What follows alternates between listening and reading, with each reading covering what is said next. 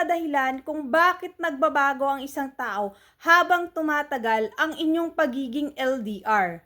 Number 1, nawawala ang excitement ng simula. Kapag bago pa lang kayo sa pagiging LDR, madalas ang tawagan at chat ninyong dalawa. Pero habang tumatagal ay nagiging normal na lang ito sa inyo kaya nababawasan na ang effort.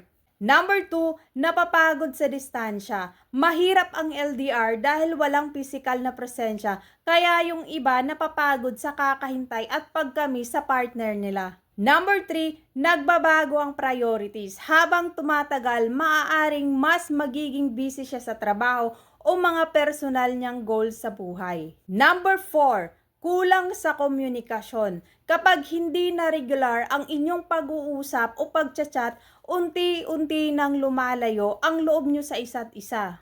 Number 5, nawalan na ng tiwala. Ang selos, overthinking at pagdududa ay maaaring makakasira sa inyong relasyon kapag hindi nyo na pag-uusapan ng maayos. Number 6, nagiging komportable na. Minsan hindi naman talaga nawala ng pagmamahal, nagiging kampante lang kaya nabawasan ang effort.